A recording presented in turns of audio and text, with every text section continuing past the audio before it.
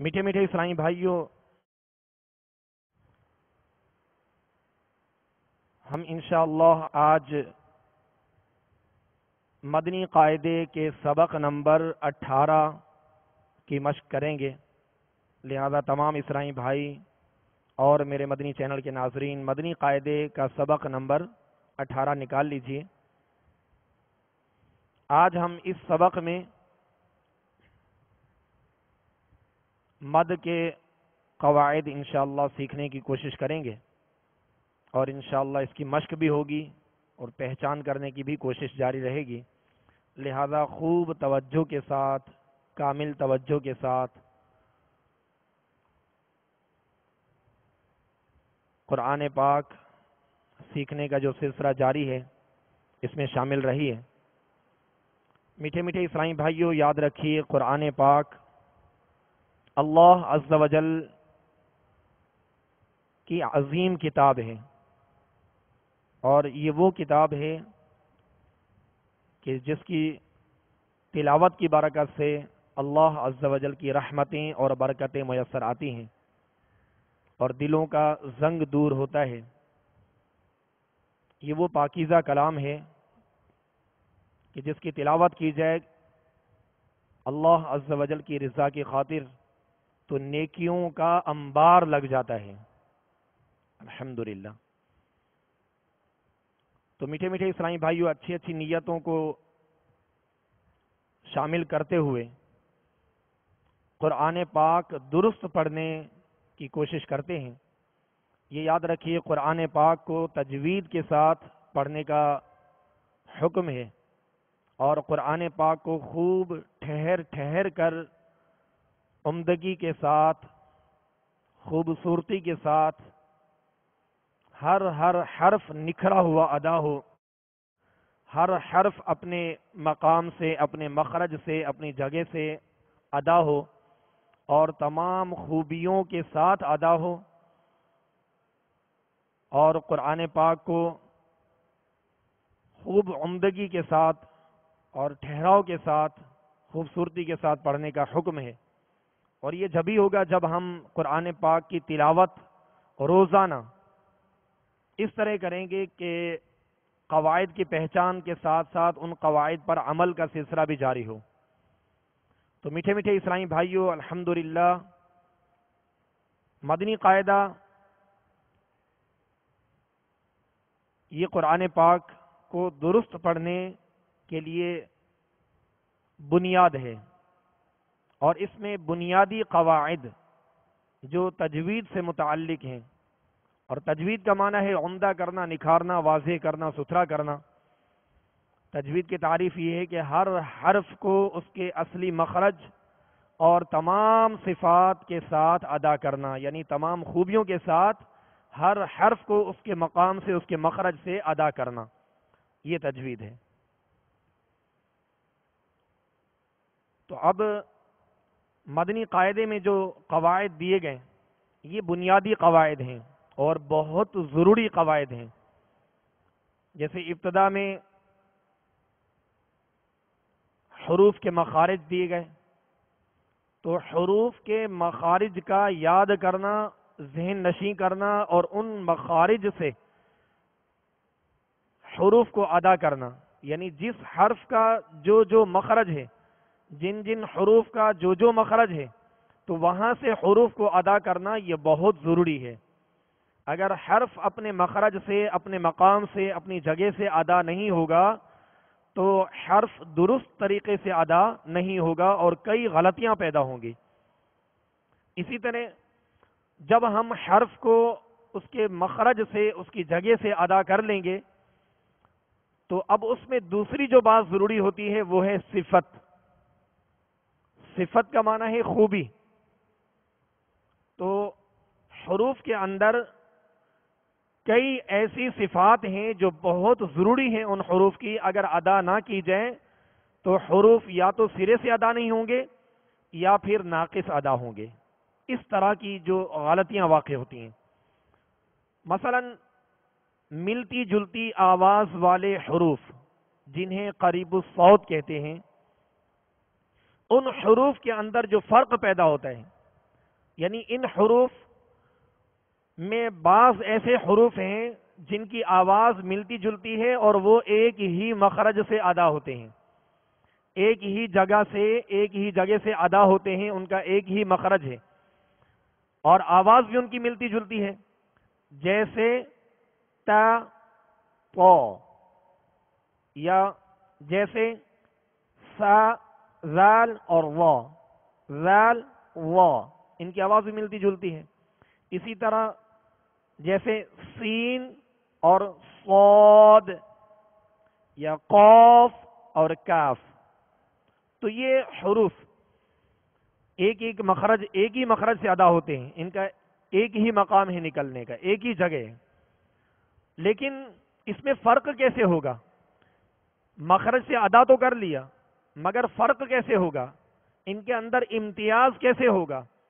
تو اس کے لیے صفت پر عمل کرنا، صفات کی پہچان اور ان صفات پر عمل کرنا، یہ بہت ضروری ہے۔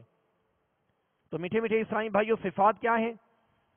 کسی حرف کا پر پڑھا جانا، موٹا پڑھنا، جیسے حروف مستعلیہ 7 ہیں اور وہ ہمیشہ ہر حال میں پر پڑھے جاتے ہیں، موٹے پڑھے جاتے ہیں، تو ان کا موٹا پڑھا جانا یہ ان کی خوبی ہے، ان کی صفت ہے۔ اسی طرح بعض حروف نرمی کے ساتھ ادا ہوتے ہیں، تو ان حروف کا نرمی کے ساتھ پڑھنا یہ ان کی صفت اور ان کی خوبی ہے۔ جب تک ان کی خوبی ادا نہیں کریں گے تو ان کے اندر نرمی پیدا نہیں ہوگی اور سختی پیدا ہوگی، تو سا سین بن جائے گا، یا اگر سختی پیدا نہیں ہوگی اور نرمی پیدا کر دیں گے تو سین سا بن جائے گا۔ اسی طرح اگر باریک حرف کو باریک نہیں پڑھیں گے، اس کا باریک پڑھنا یہ اس کی صفت اور اس کی خوبی ہے۔ اگر اس کو باریک نہیں پڑھیں گے تو حرف موٹا ہو جائے گا، جیسے تا اور تو، اگر تا کے اندر باریکی نہیں ہوگی، اس کو باریک نہیں پڑھیں گے، ترقیق کے ساتھ نہیں پڑھیں گے، تو میٹھے میٹھے اسلامی بھائیوں یہ تا تو بن جائے گا، یا تو کے اندر جو اس کو پر پڑھنا ہے، اگر اس کو موٹا نہیں پڑھیں گے، پر نہیں کریں گے تو تا بن جائے گا، تو حرف میں بدل جائے گا، حرف میں بدل جائے گا اور فرق نہیں رہے گا، امتیاز نہیں رہے گا۔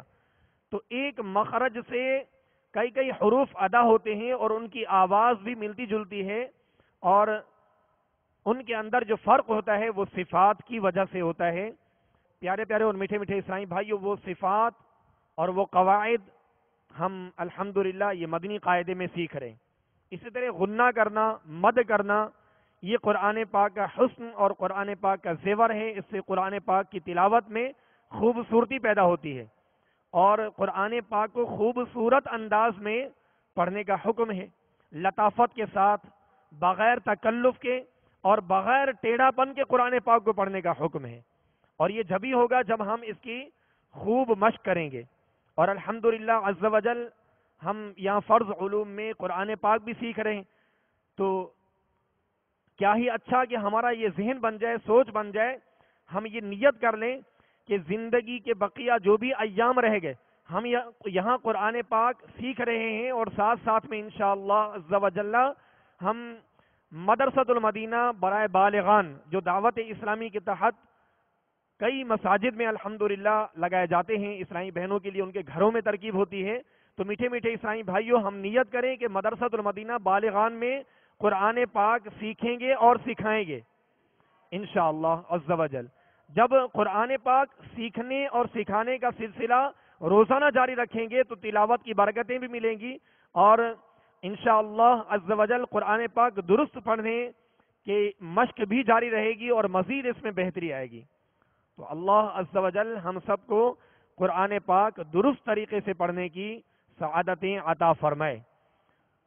میٹھے میٹھے اسلامی بھائیو، اب انشاءاللہ عز و جل ہم مدنی قاعدے کے سبق نمبر 18 کی مشق کریں گے، لہذا تمام اسلامی بھائی اور میرے مدنی چینل کے ناظرین مدنی قاعدے کا سبق نمبر 18 نکال لیجئے۔ صلو علی الحبیب صلی اللہ تعالی علی محمد صلی اللہ علیہ وسلم۔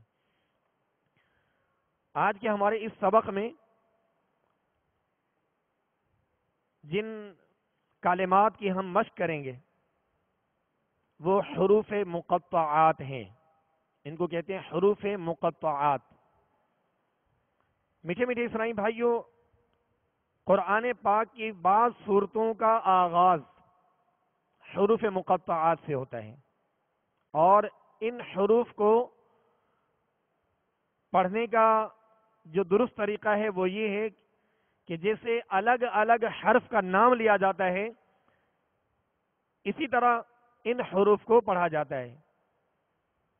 یعنی منفرد یا حروف مفردات کو جیسے ہم نے پڑھا تھا سبق نمبر 1 میں الف سے یا تک، جو الگ الگ حروف کو ہم نے ادا کیا، تو حروف مقطعات، یہ حروف مقطعات قرآن پاک کی بعض صورتوں کے آغاز میں آتے ہیں، اور ان حروف مقطعات کے اندر مد بھی ہے۔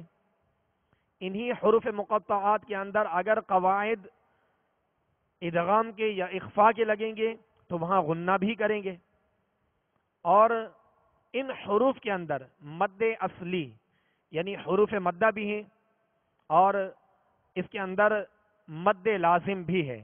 مد لازم اور مد لین لازم کے قواعد بھی اس میں ہیں۔ اعوذ باللہ من الشیطان الرجیم،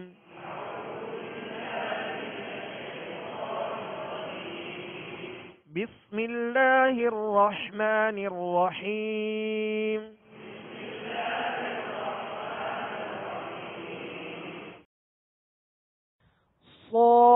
صاد قاف نون طه یاسین طاسین حامیم الف لام را الف لام میم الف لام میم را حامیم عین سین قاف طاسیم میم الف لام میم صاد الف لام میم اللہ کاف ہا یا عین صاد۔ صلو علی الحبیب صلی اللہ تعالی علی محمد۔